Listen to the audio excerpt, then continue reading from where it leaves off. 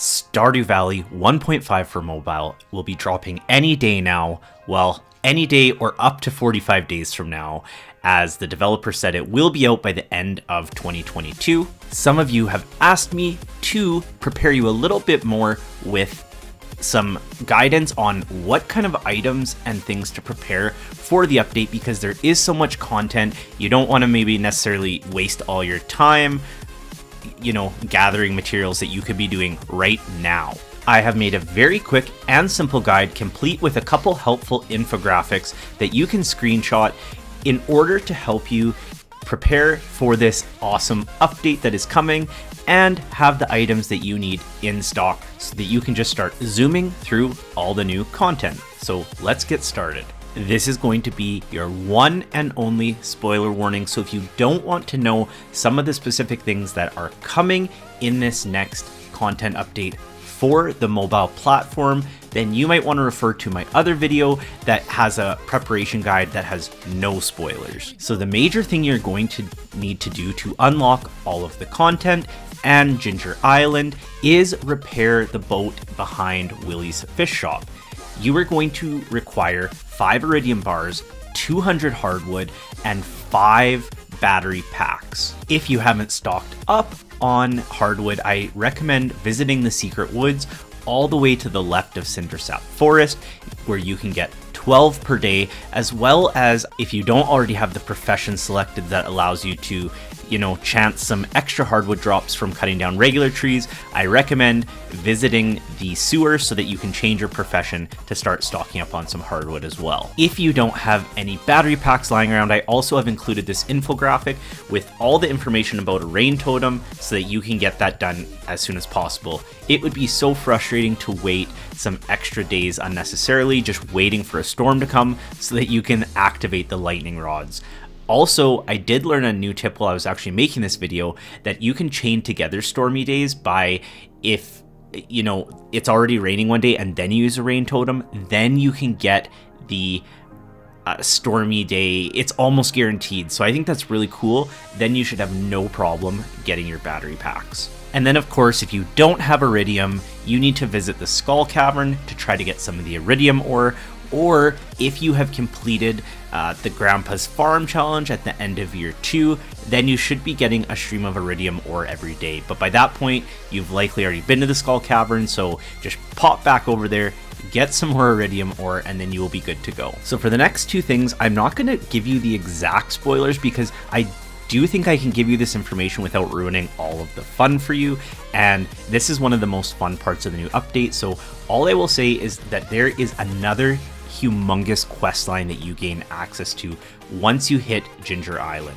These quests take up a lot of time, a lot of resources, a lot of gold, a lot of everything. So I'm going to get you in the mindset to get prepared for this so that you won't have to do as much scrambling when you start doing the quest. I had a lot of this stuff prepared and I still had to spend a lot of gold and a lot of time gathering some of these things. So I don't think there's any harm in starting a little bit early and getting some of these things together. So as you can see here, I have made this very handy infographic. One of the quests requires you to give 50 gifts that people love, not just like, it has to be a loved gift, and you have 1 week to do it. So basically you have to hit up 25 NPCs and give them 2 gifts each, or hit up more NPCs, but the total gifts has to equal 50. A lot of the NPCs have really complicated recipes for their loved gifts or really uncommon items. So I have put together a list of 24 NPCs, so you're still going to need 2 more,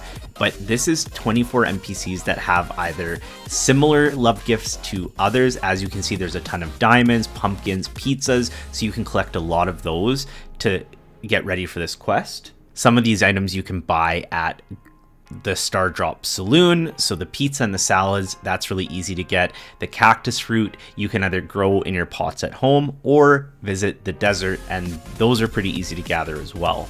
Diamond is a little bit more of a pricey item, but if you get the crystallariums going, you can get those very easily. However, you are going to need to save some room in your crystallariums for a different mineral, and I will go over that next.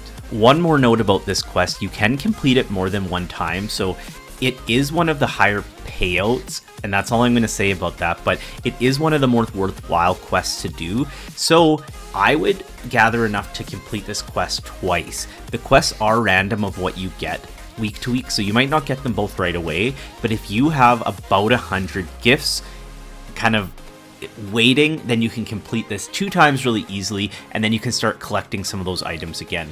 I also recommend that you get some prismatic shards and rabbit's foots, because those are universally loved gift except where noted in the infographic, and that way if you need to top up those last few gifts for the week, that's an easy way to get it done.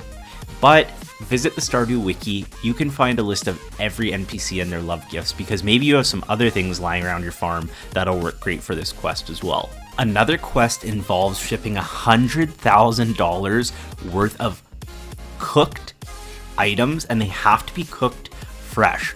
And so the game actually knows if it's cooked fresh. It has to be cooked in the same week that you activated that quest, and you only have a 1 week time frame to do it. So do not pre-cook a bunch of items, because they will not count towards your total. I'm going to give you the example of what I used primarily for this quest, because I had a lot of apricots saved up, and then for blueberries and melons, it was really easy to get a lot of them. Plus, I just enjoy farming melons because they're really profitable, and blueberries you get so many. Because this recipe sells for such a high price, I find that you need to do less work and less gathering, which for me is a no-brainer. I'm also going to include a recipe that includes a lot of materials that you get from animals, especially if you have an auto grabber. You might have a ton of these laying around, but as you can see in the first graphic, it was $223 to complete the $100,000 worth of sales. In this one, it's 800, so it uses a lot more supplies, so you might only be able to complete this quest once with the omelet recipe. Another one that you should look into is the rhubarb pie. I think it has just rhubarb, sugar, and wheat, and you can buy most of those things at Pierre's, so that's another good one as well. And lastly, this infographic is actually right from the Stardew Valley wiki page. This is a really easy way to complete it. The only thing with this one is it does cost some gold, so if you have a lot of gold, it might not be a problem, but if you don't have a lot of gold stockpiled, you might want to go the route where you grow and actually make profit from your crops at the same time as selling these recipes. There are a ton more quests, and I'm not going to go over everyone specifically. That could be its own guide, but I think that having these things prepared are probably the most time, money, and resource intensive, so I think this is a really good place to start. I mentioned before with the crystallariums, the other thing you want to save room for is jade. Because we know that at the Desert Trader you can now exchange a jade for staircases, it's always a good idea to stock up on these, but for some of the quests, there's actually multiple quests where staircases come in handy big time, so get a lot of those and build some more crystallariums if you haven't already. And lastly, as I've mentioned a few times, there is a lot of things to do in this update, and a lot of them take resources, gold, and so I do recommend doing some power farming, or however you typically make profit on your farm, to get a lot of money in your bank. There's a lot of things to buy, there's a lot of things to do, and I would hate for you to get stuck after this long-awaited update because you don't have enough gold. I recommend trying to hit at least 2 or 3 million, but you can easily blow through 4 or 5 million easily. So make sure that you do that. I hope this guide was helpful. Let me know in the comments what you're most excited for this update, and that is all I got for you today.